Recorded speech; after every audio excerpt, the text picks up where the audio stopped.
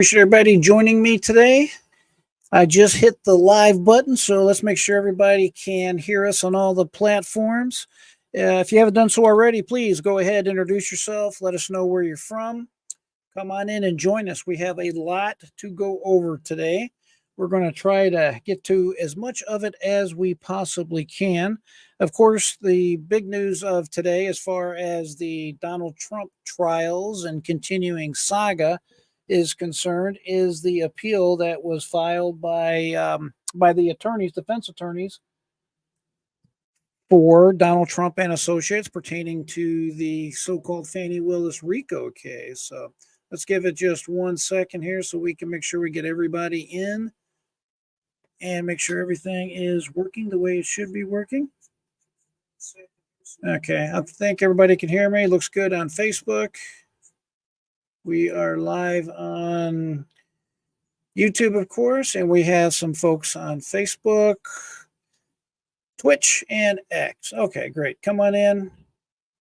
How's everybody doing? I appreciate everybody showing up. I want to give a quick shout out. Zach, I appreciate you, by the way. Thanks for your super chat or your super thanks on my video that I released earlier pertaining to the bloodbath that there's such manufactured outrage over. It's hilarious how the Democrats, how these woke individuals, they just love to find something they think Donald Trump has said inappropriately or incorrectly or whatever, and just drill down on it. So I appreciate you, Zach. Thanks for what you do for the channel. Thanks to everyone, for that matter, that takes time to support what we do here. It is definitely appreciated, and I recognize it and appreciate it. As you can imagine, everything that y'all do to help me out just encourages me that much further. So, okay, without further ado, let's jump into it and see where we're going to go. Sapphire Ridge, thanks for joining today. Nice to have you in the house. I know everybody's starting to pile in already. Let's take a quick preview of exactly what we got going on. Hey, Kurt, good to have you here today. Sorry I've been away this weekend, but had a lot going on. And to be honest with you, I think sometimes you just need a day to rest. So that felt good. And got that out of my way. I want to try to take some time this week and head to the beach one evening. It's supposed to be a little cooler tomorrow here in Florida. It's been hot. I know there's a cold front coming through the country. So always wanting more silver. Good to see you, my friend. Thanks for joining us. And just a few folks that I wanted to mention too that send me information on and off. Generally keeping in touch with me via text. I just want to say hey to John, Rudy, and Mark. I do appreciate you guys. Thanks for the information and the heads up as always. All right, so let's take a peek at what we got going on here. All right, we got this motion that's going to be pretty brief. We're not going to read every single word of it. It's 12 pages, but most of it is just signature pages. This is we were talking about an interlocutory appeal. Remember us discussing that this was probably good news for former President Donald Trump, even though the judge obviously made a political decision trying to be like King Solomon and split this baby, whatever this means. I said it was going to be good for Donald Trump, and I still think it's going to be very good for Donald Trump, as long as Fani Willis, with this stink of fraud that is over this case, I mean, anybody and everybody realizes you can't have a judge saying that there's something improper that happened here. However, I'm only going to bar one of the parties. One of the parties has to go. And by the way, I have the letter I want us to briefly read pertaining to Nathan Wade's dismissal, or I should say resignation, and then, of course, Fani Willis accepting it. So it's just kind of humorous to read that letter and the stuff that Fani Willis was trying to say pertaining to Nathan Wade. So we're going to get into that, but I have a few videos here. We're going to talk briefly about Donald Trump and what happened today and this $464 million bond that he's trying to cough up. Nathan Wade also failed to appear over the weekend on a Meet the Press interview. This one reporter right here on the right hand side. She is one sharp woman. She's definitely no friend of Donald Trump, but I like to watch them spar when they do an interview one on one. It's kind of interesting to see how that all works out. And then we have I have the clip of the bloodbath. That's what I made my video on today. I thought it was hilarious how they take something that he did not say and twist it into something that's just totally different than what he actually did say. In other words, the word bloodbath was used, but they just took it out of context. I'm sure that's not no big surprise. And as we said, the interlocutory appeal, we'll go ahead and nip this right now so that we go ahead and discuss. Let me blow this up a little bit. We've talked about an interlocutory appeal and that there's a high likelihood that this would be filed. And of course, it started that process. The first step, of course, in the state of Georgia, every state's a little different as far as exactly the process that you have to go through. Generally speaking, when you have an appeal, you have to wait till everything is done in the case. In other words, the case is all the way through either its conclusion, which is before a jury or before the judge, whoever the trier of fact is in the particular case. It could be the end. The case could end like on a summary judgment motion. But the point is, it's at the end of the case. It's unusual to have an appeal during the case when the case is going on. However, it's not unheard of. It does happen. In my business career, I've had the opportunity once to have an interlocutory appeal, and it's a rare thing, but it does happen. And all the interlocutory appeal means is instead of appeal at the end of whatever's going on in the criminal and or civil context, the appeal is taking place during the proceedings. Because if you think about it in relation to this Donald Trump RICO case, and I believe in the motion to ask the judge for permission, because in the state of Georgia, you have to ask the court / the judge for permission to take this appeal upstairs to the Court of Appeals, and the Court of Appeals has to agree to hear it.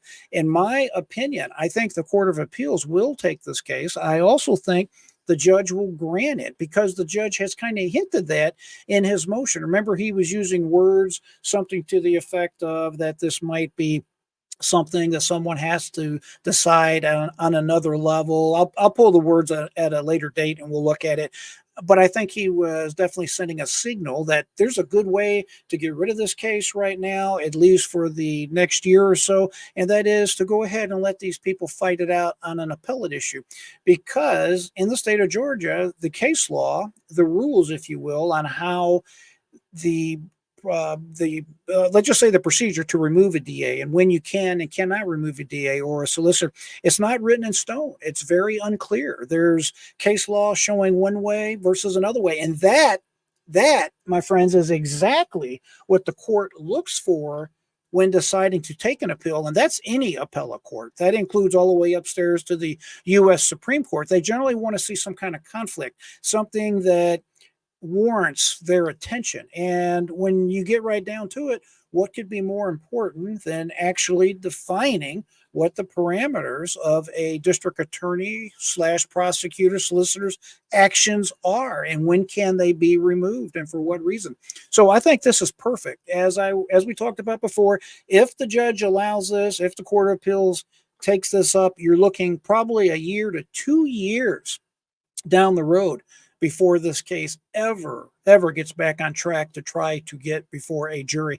This case obviously has been rushed and pushed, and we know the reason why. It's a rush to tag Donald Trump with a felony charge and try to disrupt him in any and every way they possibly can to prevent him from running and to prevent him from winning president of the United States. It's just that simple. So briefly, an interlocutory appeal is a request to an appellate court to decide on an issue that can't be resolved based on the facts of the case, but is still essential to a final decision. Interlocutory appeals are very rare and are different from standard appeals, which are typically filed after a case is ended. Interlocutory appeals allow a higher court to review specific aspects of a case while it is still ongoing. That's exactly correct.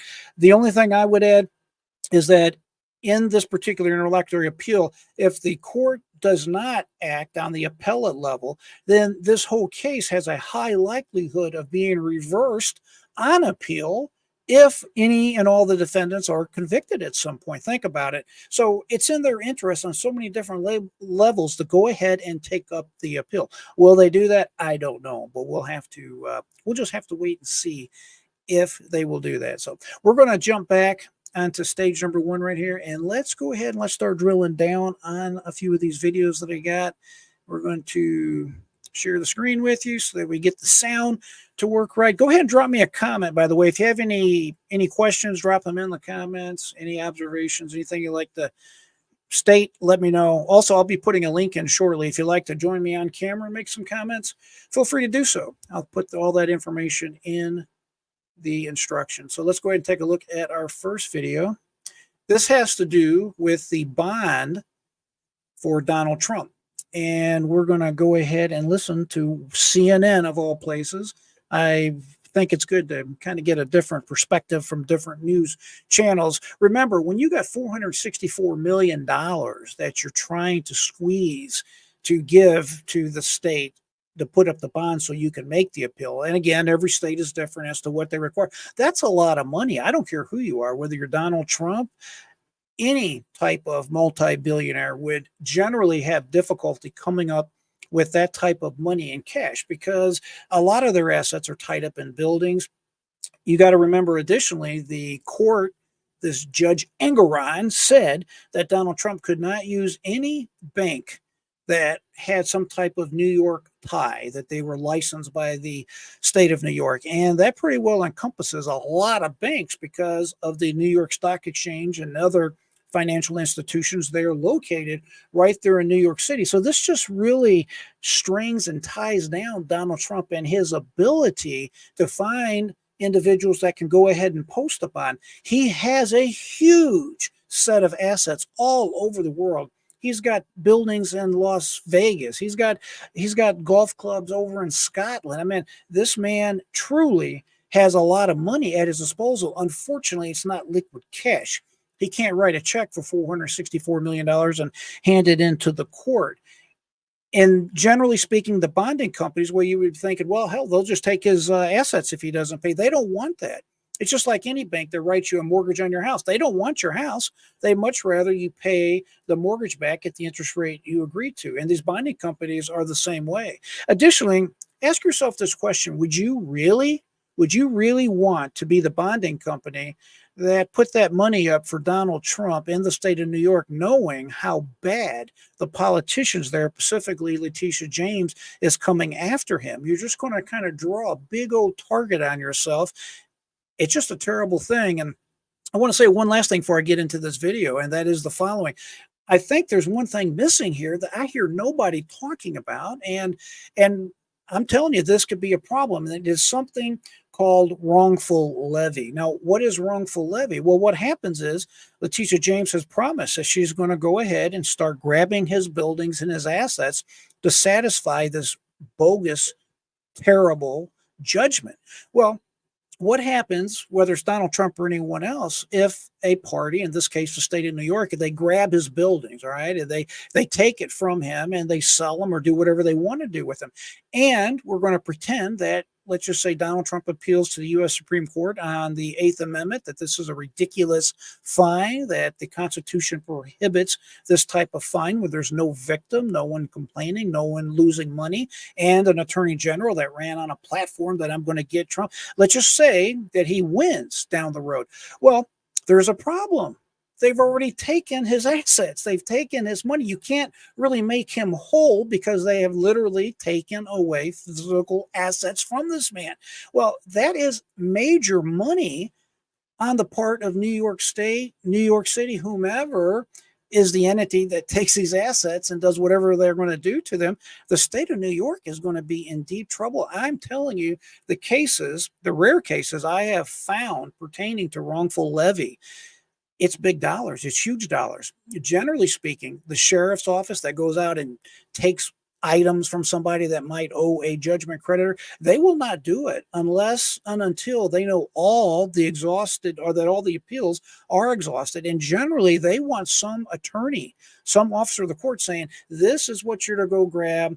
This is what it looks like. And they want some kind of assurance or some kind of identification themselves that they're not going to be on the cross for something, if that makes any sense, right? Do you get that?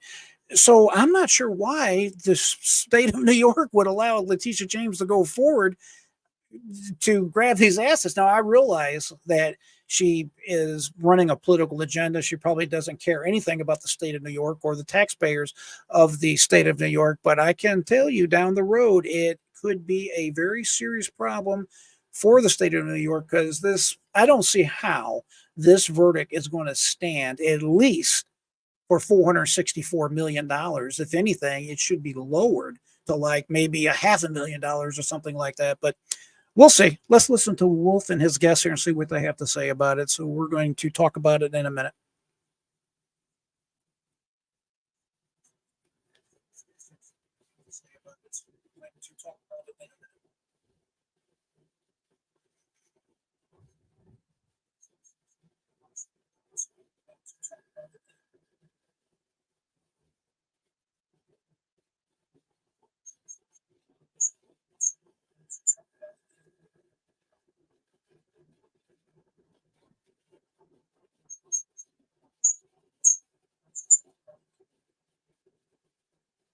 Are you guys getting that sound? I don't get it. I'm not getting it coming through on my end here. Let me switch from this here. Sometimes this software does not want to do what it's supposed to do, but we will see what it's doing. Yeah, okay, Kurt, I appreciate you telling me no sound on there. We'll bounce from this one video. I just pretty well told you what it was about anyways on there. Let's go ahead and let's move forward. I love the software from StreamYard, but sometimes it doesn't want to do what it's supposed to do. Let's switch over and see if I can get Donald Trump's video on his Bloodbath comment to work. I thought this was rather interesting. So let me test this out. Let me make sure this is going to work. Sometimes the software doesn't like doing what it's supposed to do. And I'm doing it absolutely correct. I can promise you this, but let's see what's going on with this baby here. If not, we're going to switch over to one of the Donald Trump at a campaign stop in Ohio, saying it will be a, quote, bloodbath if he loses, in reference to the auto industry as he's making comments about China as well. Let's listen into this comment live, raw, and unfiltered from what he said yesterday. We're going to put a 100% tariff on every single car that comes across the line, and you're not going to be able to sell those cars. If I get elected, now if I don't get elected, it's going to be a bloodbath for the whole. That's going to be the least of it. It's going to be a bloodbath for the country. That'll be the least of it. But they're not going to sell those cars. They're building massive factories. A friend of mine, all he does is build car manufacturing plants. He's the biggest in the world. I mean, honestly, I joke about it. He can't walk across the street, and that way he's like Biden. But for building... All right, you're just listening in there to what he said unfiltered there, as a lot of headlines are saying the bloodbath if he loses the election. Of course, he was talking about the auto industry there and the competition with China. And of course, both sides of the aisles continue to react to that singular statement. I want to put up right now a post from social media from the president of the United States, Joe Biden, about this, saying it's clear the guy wants another January 6th, but the American people are not going to give him another resounding electoral defeat this November. Of course, that's on the Democratic side. On the Republican side, Marco Rubio says anti-Trump derangement has created, quote, hashtag bloodbath for the credibility of the once trusted and respected media outlets in America. And I do want to give you more context around this and this comment that was made on Saturday at this campaign event. Of course, he was talking about the as he promised a 100% tariff on cars made outside the U.S., arguing the domestic auto manufacturing would be protected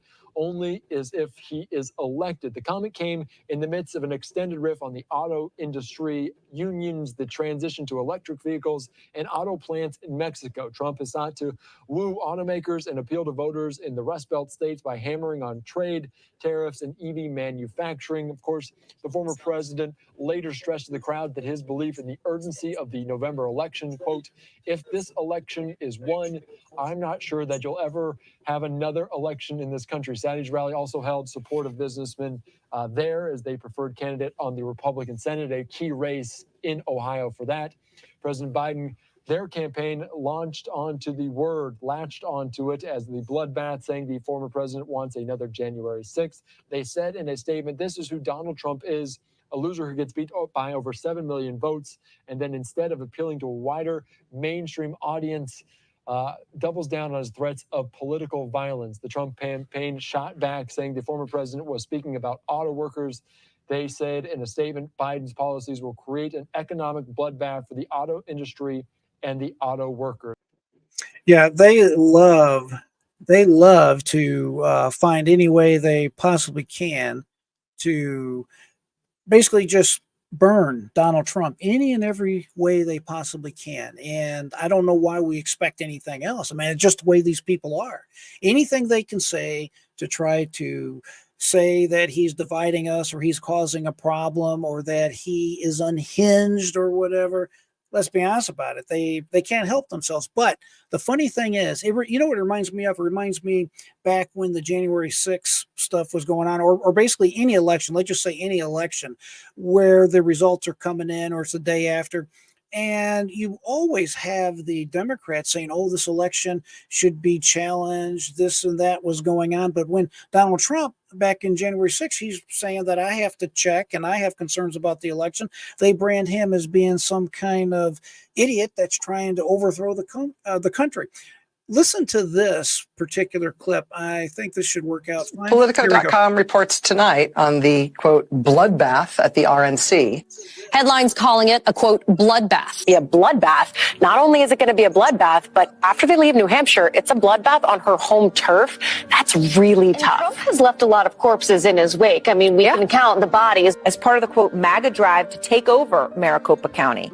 And the headline refers to it as an impending bloodbath. Columnist Charles Blow has a new piece for the New York Times entitled A Biden Bloodbath. 2018 midterms, you can bet that they 100% are fearing a slaughter. In fact, the word bloodbath and massacre come up frequently. The Republican Party will be destroyed. It's going to be a bloodbath. There's going to be a bloodbath one way or the other. Bloodbath for Bernie Sanders. It's been a bloodbath there, shaping up to be a bloodbath. Head off a bloodbath in next year's crucial midterm. Off-year elections are often a bloodbath. This week's bloodbath for Democrats. A bloodbath at the ballot box. There could be a Republican bloodbath. They'll talk about a bloodbath. It's a bloodbath. I have to talk about you. And It's going to be a bloodbath all day long. Is in for a bloodbath. Hasn't been a bloodbath on the way down. Donald Trump bloodbath. Be a bloodbath. Predicted to be a bloodbath. May not be the bloodbath. It would be a bloodbath. More of a bloodbath. It's going to be a bloodbath in November. Possible Biden bloodbath this November. A bloodbath on Wall Street. There's going to be a bloodbath In Alabama into a bloodbath. Obviously, there was a bloodbath. It was a bloodbath. We're down 800 points. This bloodbath at Department of Homeland Security. And it's a bloodbath today. There was going to be this bloodbath. Election bloodbath. It could be a bloodbath for them. Bloodbath, possibly. bloodbath that went through with the Attorney General. Bloodbath 99 days out. The bloodbath is going to look like Presided over a bloodbath in the diplomatic corps. Absolute, in my opinion, bloodbath. The Democrats are Calling it ticket sales turned into a bloodbath. Ticket sales for singer Taylor Swift's latest tour. It's safe to say the fans had. It's hilarious, huh? They definitely selectively like to outrage us. You know, it's this fake manufactured outrage. It's like I have to show everybody that we're just outraged at anything and everything President Donald Trump does or says. And it's just so obvious that the hypocrisy is just sad. And they must think we're just all stupid. I don't know. What do you think about it? Tell me, Zach. I appreciate you making comments here. I wonder if any of the new newscasters think it will be a blood. Yeah, well, there's another video going around. Matter of fact, I think I put it in my video from earlier today. And they had Joe Scarlett or Joe, whatever his name is, the guy in MSNBC, the one that is really wacko half the time. Scarborough, that's his name, Joe Scarborough. He was on there, and they have him using that word bloodbath repeatedly. So it's just whatever the narrative they're trying to spin, whatever whatever type of nonsense they're trying to sell you or sell me. That's all that this boils down to, as we are all aware. Let's see if this Trump comment here. This is what Donald Trump put on Truth Social earlier today, and that was the video we just watched. Donald Trump says the fake news made a big deal out of the word bloodbath, knowing that it was about our shrinking auto manufacturing business and the fact that they used the same name all the time. They are so bad. Well, of course, they can't. They just can't help themselves. I think that's probably the best way to say it. They cannot help themselves. And I believe what Donald Trump was referencing in his speech was the fact. Make sure we got a good connection here, real quick. And it looks good on my end. Okay. What I can tell you is that, according to what Donald Trump was talking about, apparently he was sending a warning, a shot over the bow, if you will, to the Chinese in order to get around tariffs and some other regulations and rules the U.S. has put on the car industry. Apparently China is building factories or taking over factories in Mexico, and they plan on using those factories in Mexico to take advantage of our trade relationship with Mexico, so they can basically flood our market with a bunch of cheap Chinese automobiles. That's just kind of a rough outline of what they're trying to do. But I don't think that that's going to be allowed to continue if our President Donald Trump is reelected. So let's jump into this right here on Sweet Fani Willis. As y'all are aware, this judge made this crazy decision. It is what it is. I still think it's going to be good news in the end, in the sense that the Court of Appeals is going to take it up. But right away, March 15th, this is dated, so this should be last Friday. Pretty quickly after the judge's ruling came down, he received, I should say the court received, a resignation letter from Nathan Wade. You can see his law firm right here, Wade and Campbell firm. Campbell's his new partner. Remember, Bradley used to be part of the firm until they gave him the scoot boot as a result of the topics we talked about. Basically, there were sexual misconduct allegations. So moving on here, it says, Dear District Attorney Willis, aka Dear Ex-Girlfriend, Dear Paramour, the furtherance of the rule of law and democracy is and always has been the North Star of our combined efforts in the prosecution of those who are alleged to have attempted to overthrow the results of Georgia's 2020 presidential election. Our team is dedicated to ensuring that a Fulton County jury in a Fulton County courtroom renders a true and just verdict in this case. Makes you want to, I kind of get misty when I read through this thing here. I mean, he's such a patriot. Forget the money and forget the fact he made more money he's probably ever seen in his entire life, closing in on $1 million. He's obviously just a true patriot that's just disgusted that the election was attempted to be stolen. As directed by the order today in the state of Georgia versus Donald John Trump, I hereby offer my resignation effective immediately as special prosecutor for Fulton County District Attorney's Office. Although the court found that the defendants failed to meet their burden of proving that the district attorney acquired an actual conflict of interest, I am offering my resignation in the interest of democracy, in dedication to the American public, and to move this case forward as quickly as possible. I am proud of the work our team has accomplished in investigating, indicting, and litigating this case, seeking justice for the people of Georgia and the United States, and being part of the effort to ensure that the rule of law and democracy are preserved has been the honor of a lifetime. Yeah, and the opportunity of his lifetime, because he's never had that opportunity before.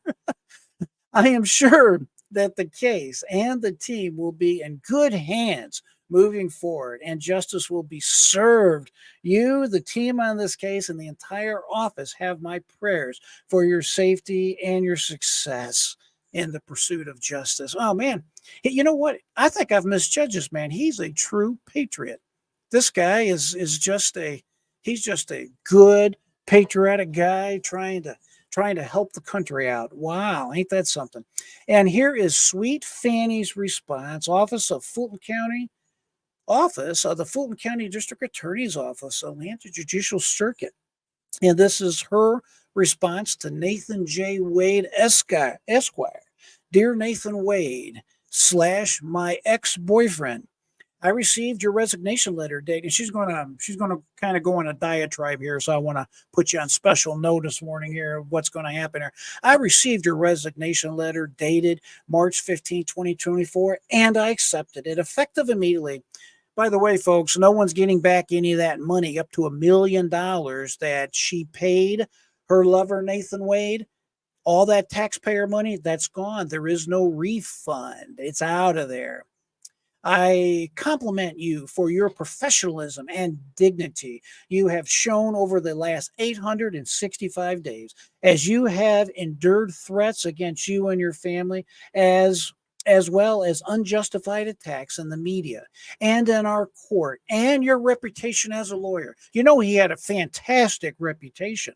I mean, this man was just the pinnacle of what an attorney should be, what a prosecutor should be. I will always remember and will remind everyone that you were brave enough to step forward and take on the investigation and prosecution of the allegations that the defendants in this case engaged in a conspiracy to overturn the 2020 presidential election. Others who were understandably concerned for their safety of themselves and their families that would arise from their acceptance of your role. You were the one who had the courage to accept the role, even though you did not seek it. Well, I don't know about that, Fanny. You are an outstanding advocate. In the 865 days, that's the second time she's mentioned how many days he's worked. By the way, we could do a quick breakdown of, let's see what that is, 600. Let's just say he made a minimum of $650,000 divided by 865 days. I don't know. He made at least $751 a day. That's not too bad, right? That's, and that's considering he just $650,000, if that's all that he did receive. And then, of course, Fanny got a big chunk of that with all them travels and trips and whatnot. But I digress. You are an outstanding advocate. In the 865 days you served on this case, you completed a thorough investigation that required the use of a special purpose grand jury to compel. Not that he knows the difference of a special grand jury and a grand jury. Please see my many videos on that particular subject to show his incompetence to compel the testimony of witnesses inside and outside of Georgia, including litigating in 8 states, the District of Columbia, and the United States Supreme Court to obtain critical testimony. This guy's just a regular hero. You led a team that secured a true bill of indictment against 19 individuals who were accused of violating Georgia law to undermine the 2020 election of the former president of the United States. You have successfully litigated in the United States District Court and the United States Court of Appeals for the 11th Circuit to ensure that Fulton County citizens will be the jurors who decide justice in this case. Please accept my sincere gratitude on behalf of the citizens of Fulton County, Georgia, for your patriotism, courage, and dedication to justice. I wish you the best in your future endeavors. P.S. Please take me on another trip to the Napa Valley. Okay, I'm adding that right there.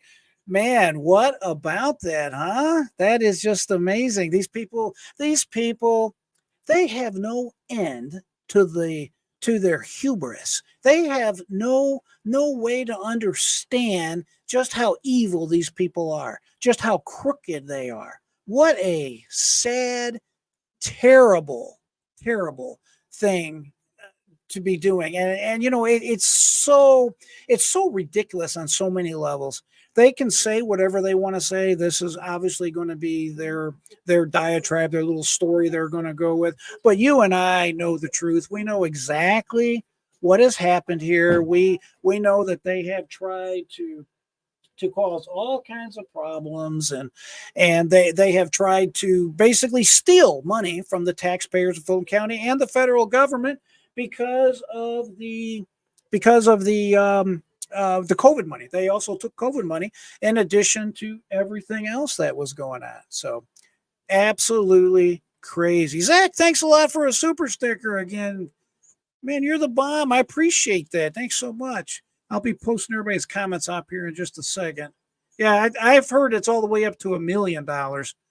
over the past 2 years. And there's other videos that I'm looking into where Wade has supposedly been hired to do different projects, and then these different projects were never done, or at least they had no work product. He kept saying the work product's in my head, something like that's going on. So just a bunch of nonsense. These people are people that should be given their day in court. They should be brought up before the Bar Association. They should be disbarred. It is so clear that they perjured themselves on the stand. These people are just terrible, terrible examples of what an attorney should be. And I really hope the U.S. Supreme Court puts a stop to this really quickly. I know they have oral arguments coming up at the end of April, but this whole thing needs to be stopped quickly. And I hope that's exactly what they end up doing. So, all right, we're going to continue to move on. I want to go into this document briefly. Let me pull this up real quick so we can take a peek at it. This is the actual motion that was filed today. I expect that sometime tomorrow there will probably be a brief filed by Sweet Fanny. It'd be interesting to see who she gets in here as the new head prosecutor. I know that she still has the other two people working with her. We'll just have to see how that works out as to who's going to actually take over the case. I definitely wouldn't want to take over the case. I'm sure you wouldn't want to take over the case. Let's pull that up and let's just go over this document while we got time to do so, and let's see what we can do. Here, we're going to open it. And let's see what we got here. Yeah, okay, this is going to be the document it was actually filed today. Let me pull this up, and we will take a quick peek of it. Okay, here we go. This is the actual document that was filed in this case. It was filed with the judge, and the idea here is to get it to. Let me just share my screen here. This will be this way to do it. This was the idea here. There we go. The idea, let me blow it up a little bit too. They want to get this before the judge right away, and they want the judge's blessing to go ahead and appeal this right away. It's not very long, but we're going to take a quick read through it and see what it's got to say. All right, in the Superior Court of Fulton County, state of Georgia, and you see the defendants listed here. And by the way, folks, this was not just one defendant that listed this here. There were several defendants that got together and signed off on this motion before the judge, which I think will have a stronger effect and maybe even a stronger likelihood of it actually being granted by the judge. So we'll just have to see what happens. So let's go through this here and let's talk about it. Defendants joined motion on a certificate of immediate review. Defendants, President Donald J. Trump, Rudy Giuliani. He was actually somewhere on YouTube today talking about this particular motion. Mark Meadows, that we're all familiar with. Jeffrey B. Clark, Robert Shealy. He's one of the defendants we've discussed. And, of course, Michael Roman, who's represented by Ashley Merchant. You have David Schaefer, Harrison Floyd, Kathleen Lightham filed this joint motion for a certificate of immediate review and request that the court grant a certificate of immediate review on the court's order on the defendant's motion to dismiss and disqualify the Fulton County District Attorney, issued March 15th, 2024, talking about the order. That's what they're referring to. They're going to call it March 15th order to the Georgia Court of Appeals, blah, blah, blah. All right, on March 15th, or the March 15th order is of exceptionally great importance to this case, substantially impacting the defendant's rights to due process. I think we pretty well know what that means. Additionally, given the lack of guidance from the appellate courts on key issues, this is what we were talking about earlier.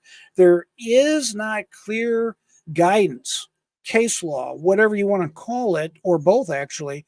So they're basically saying, hey, the Court of Appeals, you should take this up. And the facts that any errors in the March 15th order could be structural errors that would necessitate a retrial. In other words, if you don't grant this appeal, if you don't allow us to take this interlocutory appeal to the Court of Appeals, there's really a good chance that if you go through this entire trial, it's going to have to be redone, because if there's any convictions, this case is just going to be thrown out at some point. So again, this is another thing, another great reason for the judge to allow them to go forward with this interlocutory this interlocutory appeal. The grant of the certificate of immediate review is both prudent and warranted. In this order, the court found that that District Attorney Willis's actions had created an appearance of impropriety and the odor of mendacity. Mendacity means wrongdoing or lying or something to that effect.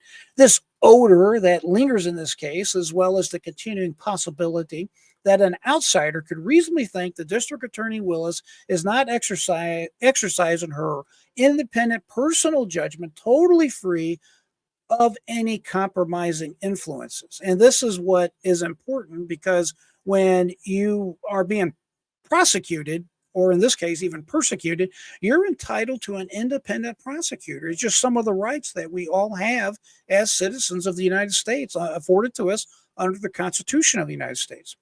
All right. Despite this, the court declined to disqualify District Attorney Willis, finding that eliminating only the Special Assistant District Attorney would cure the lingering appearance of impropriety. That is really silly to think about. You got two people that have this odor about them, this odor of mendacity, and we're only going to make you get rid of one of them. It just really doesn't make any sense. If you have two people that are engaging in malfeasance or some kind of problem, you got to get rid of both of them. You got to get them out of there. It's just that simple.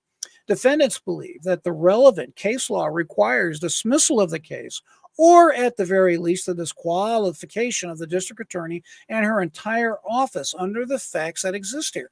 And the resignation of Mr. Wade is insufficient to cure the appearance of impropriety the court has determined exists. So Fani Willis forgot to put that in her letter, and Nathan Wade forgot to put that in his letter, that the court found that there was an appearance of impropriety.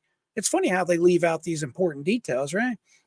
Given the facts and the current state of case law, here we go. The Court of Appeals should speak definitively to this outcome determinative issue now. This is what we've been talking about. Same thing, except they're just using fancy language about it. And what they're saying is essentially that there's no clear law, there's no clear guidance, there's really no clear nothing. So we need the Court of Appeals to take up this issue because it's of significant public importance. It's definitely important to these defendants, and you need to make a determination as to whether or not what the judge did is proper.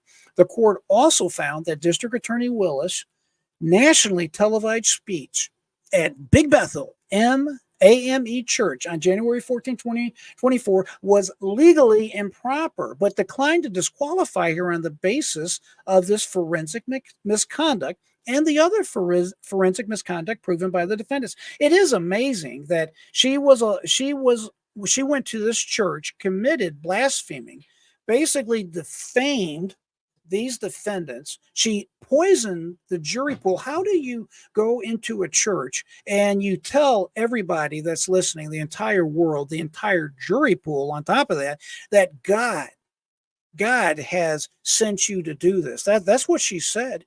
She said, I'm doing right because I'm on God's side. She essentially said, God is on my side. What juror is going to hear that and then show up with a mindset that I'm going to find any of these defendants not guilty? Just absolute nonsense.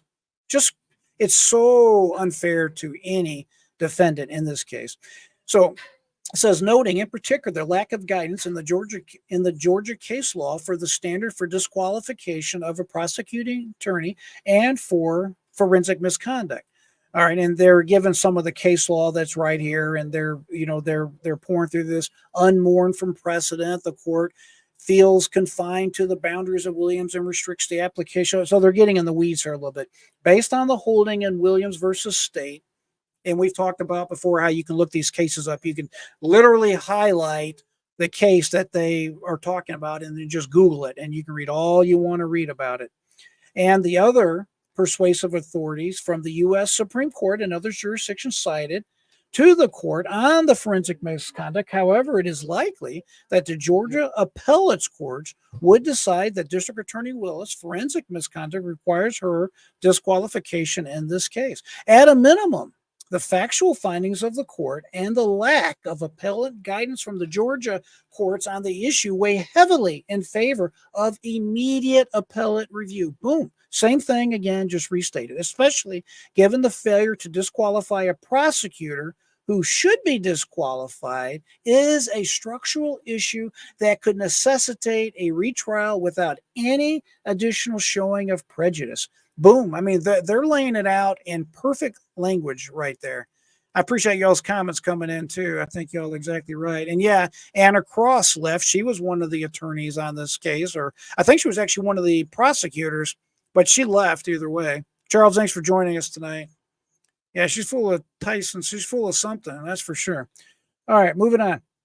Let's start right here. It requires an appellate court to reverse any conviction that follows without an inquiry into harm or prejudice, seeking clear direction from the appellate courts on these critical issues. Is this pretrial juncture is a compelling and immediate interest? They're just going through the case law, basically saying, Judge, we need to take leave and have this reviewed upstairs. Immediate appellate review is also needed for the March 15th order declining to disqualify District Attorney Willis based upon the personal stake that she has acquired in this prosecution.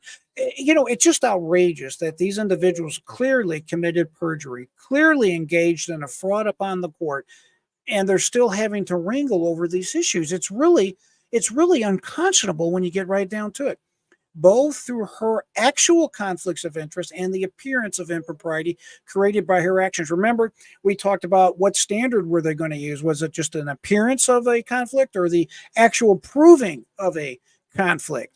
Again, the judge said he was using the much lower standard of the appearance, but he failed to remove DA Fani Willis. It's really, really unbelievable.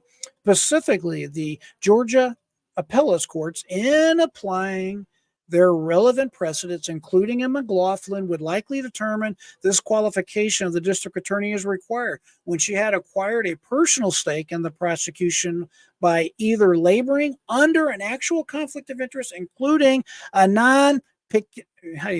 pecuniary, I always mess that one up, actual conflicts, which defendants believe the evidence has established, or by creating the appearance of impropriety that this court has already determined she has created and remains here. So here's the conclusion. Here's the bottom line.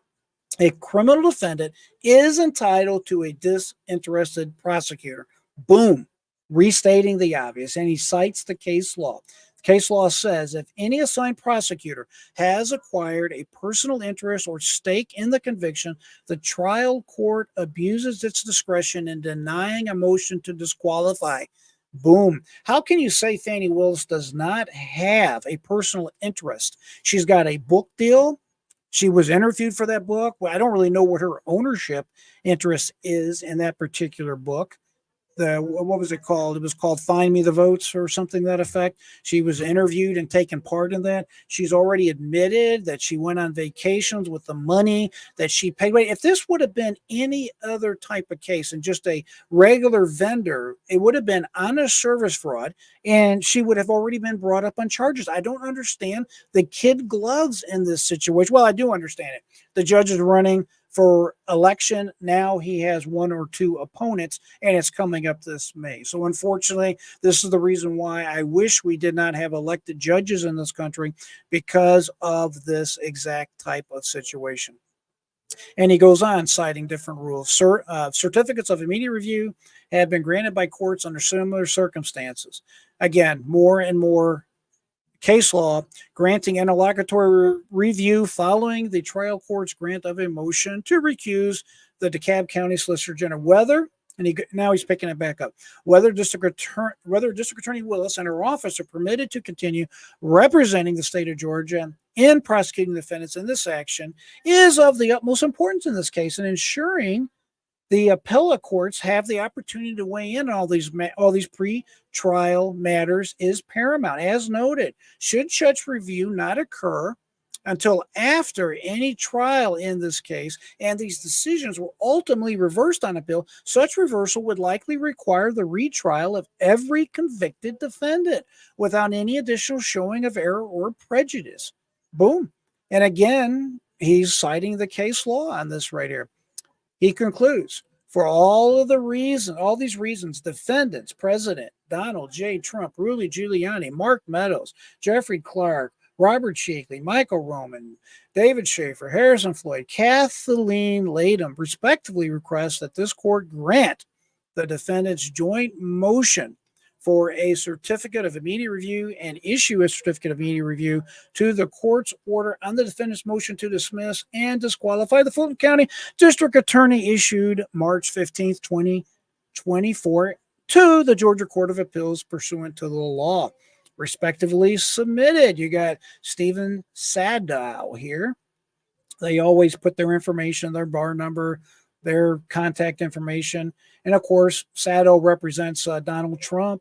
You have each one of these individuals that are part of this motion would basically have signed this, at least electronically, and signed off on this particular motion on behalf of their client. And that's exactly what, here's the attorneys for Rudy Giuliani, defendant Giuliani, and they list them out here. Here's the defendant for Mark Randall Meadows.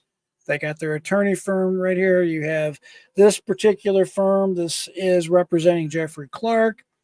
We're going to get to Ashley Merchant here in a second, I'm assuming. And let's see, you have the Rice Law Firm representing Cheekley. Robert Cheekley is an attorney himself, a very prominent attorney in Alpharetta.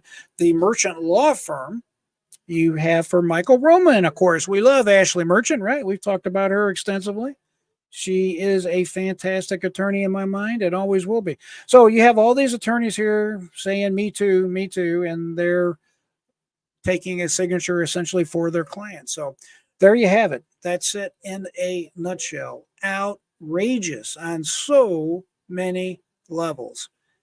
I am glad they filed this motion. I predicted that they would file it. I was hoping that they would file it, and they did. I'm going to go ahead and predict on the record right now that yes, it will be granted, and I'm going to cautiously predict that the Court of Appeals will take it. If the judge grants it, I'm sure the Court of Appeals will take it. That's generally what happens, but not always. And when it comes to Donald Trump in this particular case, all bets are off, right? You can't really say it for sure which way it will go. All right, let me go through your comments real quick.